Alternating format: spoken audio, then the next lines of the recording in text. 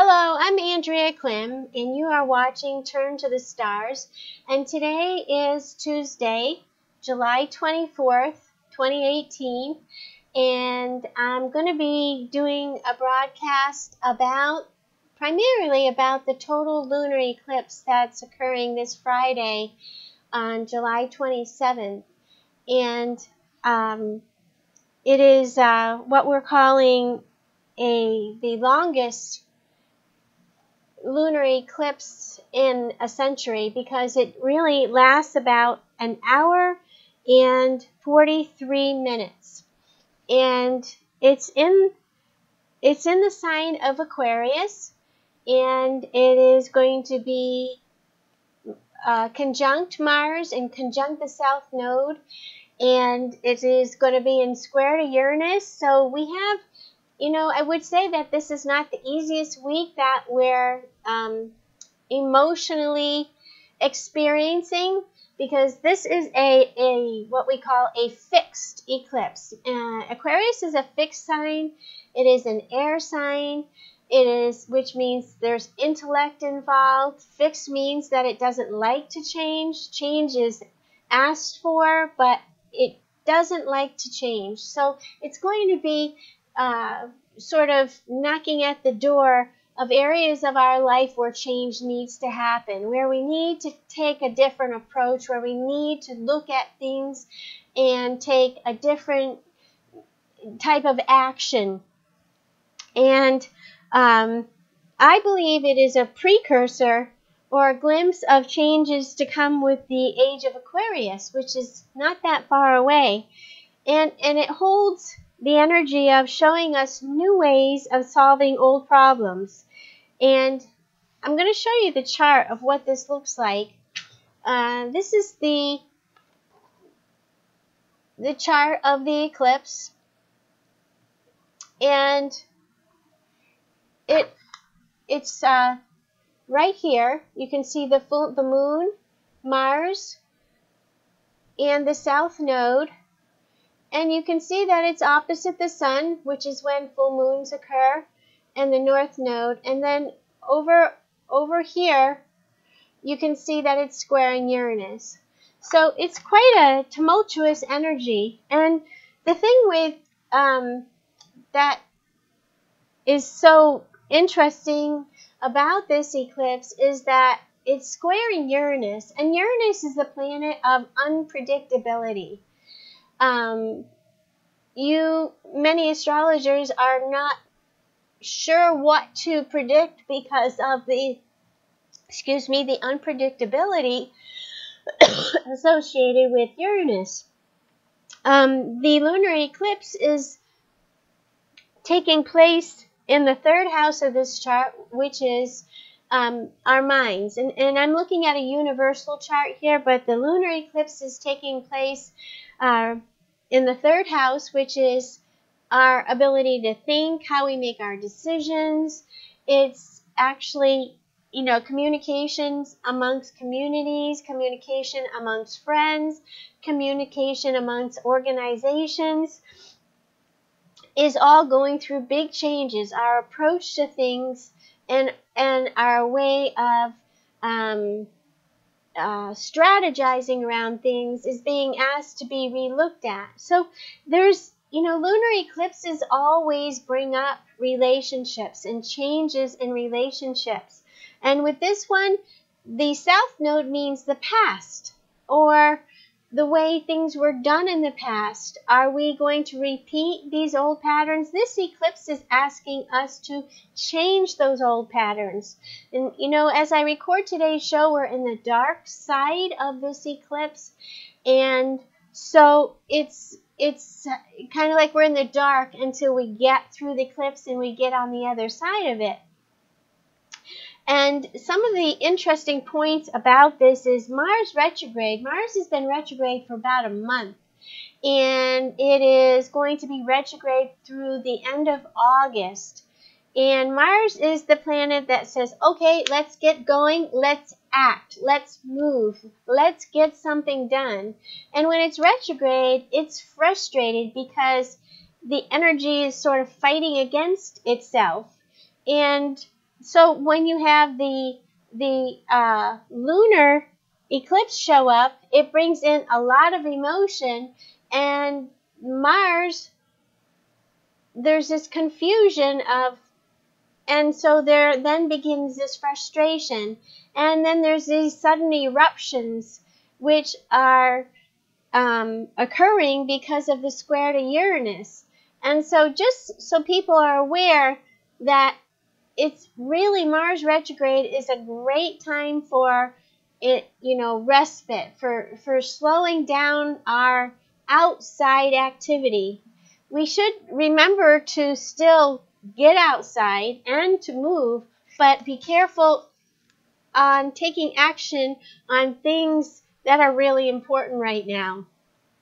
Because truly, we're looking at how we can strategize, how we can make decisions in a different way and not continue on those old patterns, with those old patterns.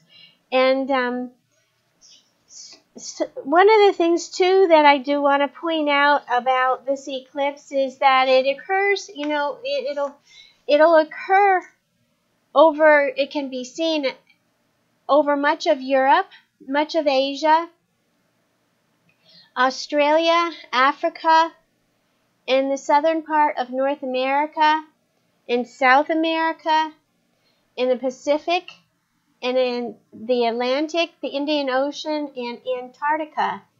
And as I said before, the duration is very long, an hour and 43 minutes that it'll appear to be dark. And I was actually listening to a show the other day on YouTube, an astrologer who was very energetically wise, and said it's not a good idea to go out during a retrograde, during an eclipse, because the energy is so fragmented, and we're in the process of experiencing a huge shift.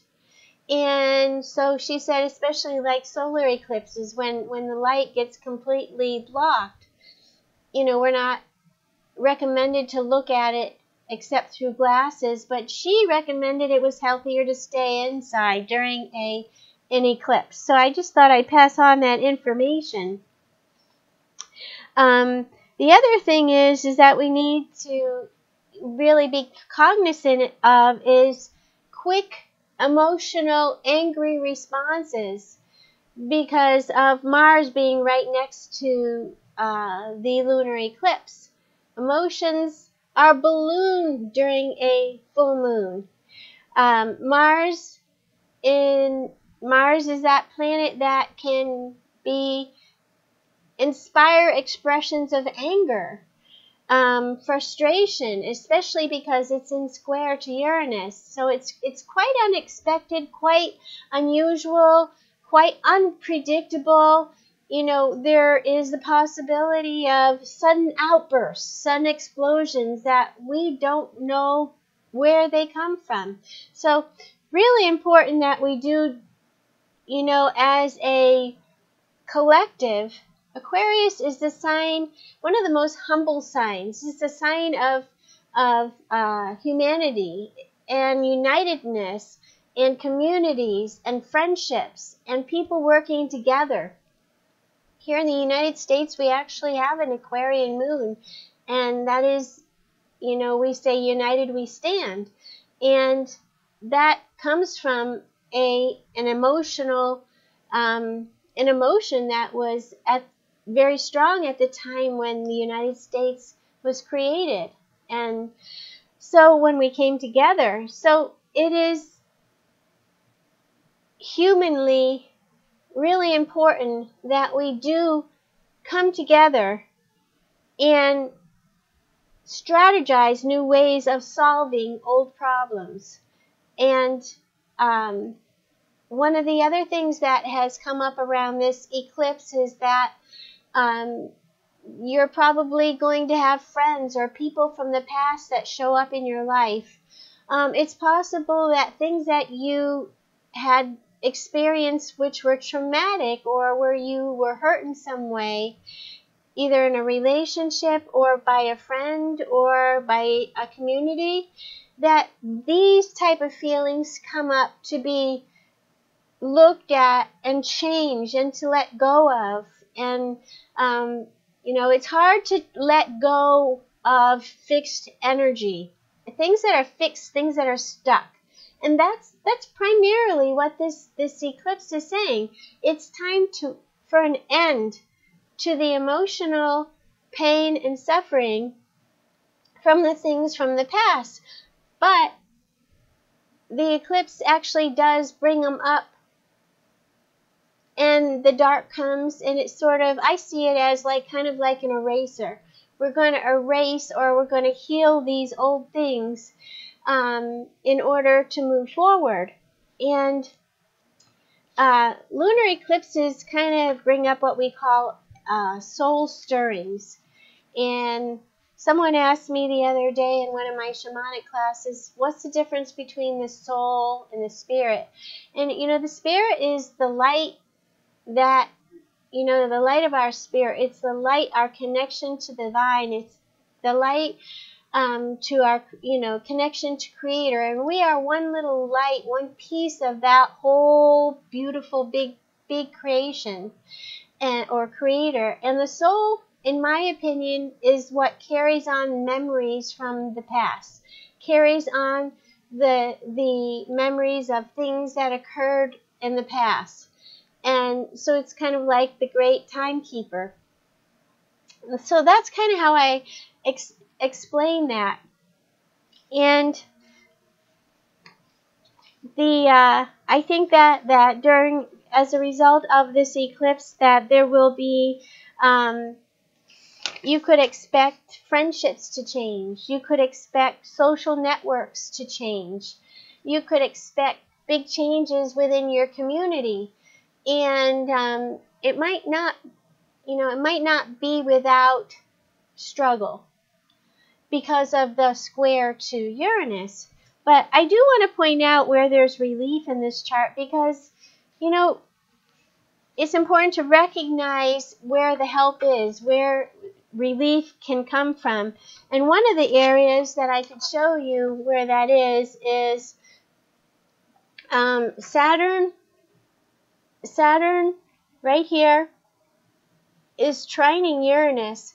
So Saturn is retrograde, so there's this internal process that's going on with Saturn right now in the area of our finances, our values, our sense of security, and it is trining Uranus, which means relief or harmony. Uranus and Saturn are having a nice conversation. Saturn says restraint, responsibility. Let's be careful. Where Uranus says, who cares? Let's just do it. Let's just do it anyway. And but there's these, both signs are in Earth. So one might offer unusual ways of creating or expressing itself, where the other offers restraint and control and rational thinking. So the other thing that I see is Saturn is in square to Chiron, which I think is bringing up some really old wounds that people have from their family, from their roots, from their origins, and where they might not feel safe in those areas. And, Chiron looks like a key. The key to healing is in slowing down and really spending some work, spending some time, spending some internal concentration on areas where there may be pain. And I do want to also point out that, just prior to the eclipse on Friday, Mercury goes retrograde on Thursday. And then if you can see that right here. Mercury's in Leo, and it begins its retrograde on July 26th, which is Thursday, at 23 degrees of Leo. And Mercury is our way of communicating. It rules over our way of thinking. And being in Leo, it usually likes to be very dramatic, expressive. What we say, how we think, how we communicate is very creative.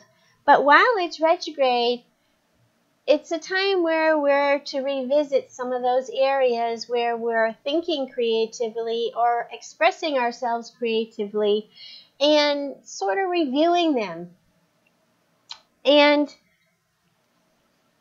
so this lasts until August 18th. And it's sort of like, I always describe it as driving your car backwards. Because really, by perception, we are going backwards. And so around the time of August 8th is when the Sun and Mercury are going to conjoin in our sky.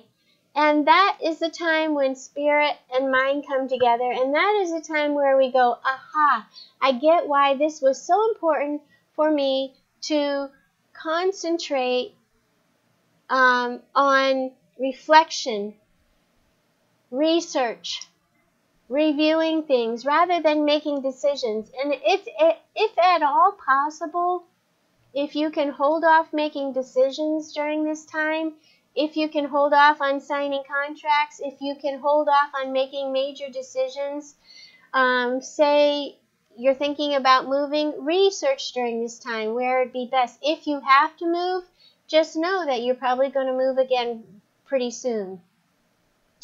The other thing that you can think about while Mercury's retrograde, it is actually providing us the means to a brighter future. The knowledge, the information that we gain during that time is giving us the means to make better decisions moving forward. So that actually ends on August 18th. So give yourself a little bit of time past that if you can. So we have a lot of retrograde planets is my point. We actually have Saturn retrograde, we have Pluto retrograde, we have Mars retrograde, we have Neptune retrograde, Chiron is retrograde, and Mercury is retrograde. So there's a lot of internal stuff going on within each and every one of us. And the moon on the lunar eclipse is going to appear sort of red. And people call that a blood moon. And what's actually happening scientifically is that the sunlight filtering through the Earth's atmosphere onto the moon's surface is, showing fragments of light. And that makes it appear as red. So it's sort of a refraction of light. And as I said earlier, this is probably going to be, this is going to be a more challenging week emotionally for everybody because of what we have coming. And again, we're in the dark of this eclipse. And so if you have any planets in your birth chart, if you have access to getting your birth chart, and there's many ways to do that online, and you look for any planets that have degrees. There'll be a number next to the planet that is anywhere close to 4 degrees. So either 4, 3, 2, or 4, 5, 6 degrees of any sign. This lunar eclipse is going to bring experiences, big change in your life. And so it is going to bring up old things to the surface from the past. I mean, it could bring people from the past, friends from the past. A lot of things from the past will be revisited. And one of the things I think that could happen is that we revisit areas or times in relationships where we had emotionally traumatic experiences, and those are being brought up in order to be understood, in order to be talked about, in order to find peace with. And so that would be an area where change will be asked to happen.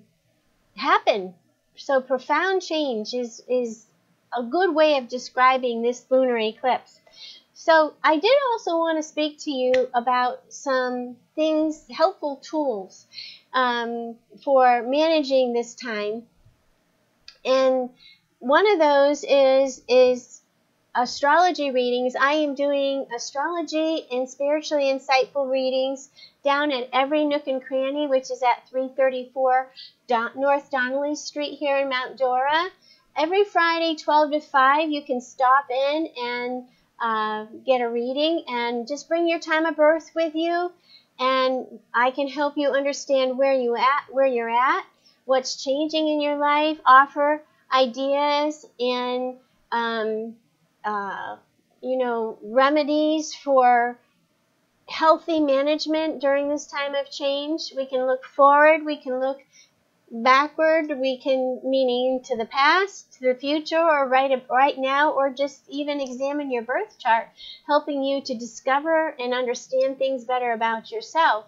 Also at every nook and cranny, if you look on my Turn to the Stars website page under calendar, you'll see the classes and the places that I'm going to be at doing readings, because Friday from 12 to 5 I'm at every nook and cranny, and Friday from 6 to 8 I'm at the Bay Street Brewery and Bistro, which is at 108 North Bay Street in Eustis, Florida.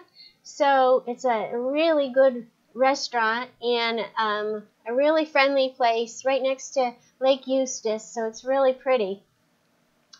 But I'm going to be doing readings there also every Friday night, and I have a new class that I've been asked to teach. And it's not a new class, it's a class I've taught for a long time, and it's Astrology 101, and it's great for young adults, for anybody looking to discover more about themselves, to study about the world around them and how it affects the world within them, helping you to understand more about your life's purpose, where your talents lie, so that you can optimize on them, where your challenges lie and what those look like. So this class starts September 11th, which is a Tuesday, and it goes from 6 to 8, and it will meet every Tuesday night for 10 weeks for the first half of the Astrology 101. So I have all my own formulas, my own methods that I've put and written into a book that eventually I'll publish, and it's called Turn to the Stars, How to Interpret an Astrology Birth Chart. So I'd love to have you in this class. It's great. It's a great way to learn astrology in a group.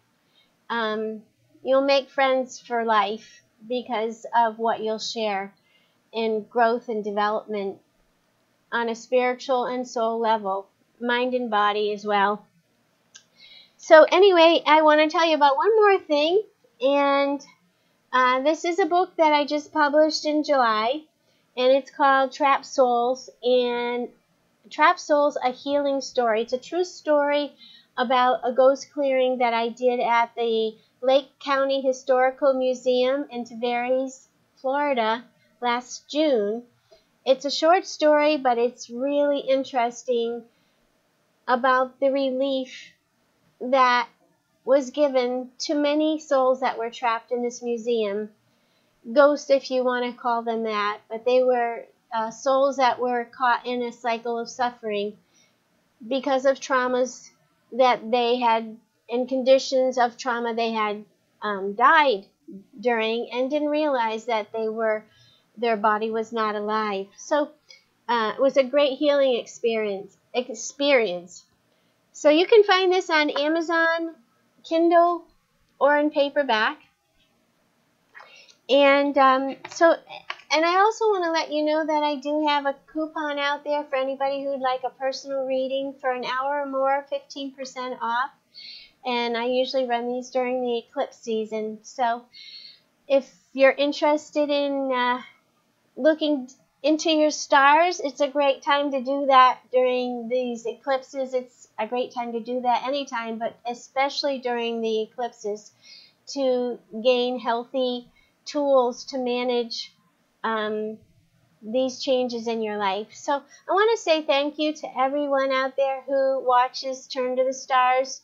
And I also want to ask, open up the door for you. If you have any questions about anything that I'm talking about during the show, send me an email. Or if you, yourself want to gain some of these tools, just write to me, call me, text me. I'm on Facebook and on Instagram, and I'd love to hear from you. So stay in touch, and until next time, turn to the stars and you'll find your answers there.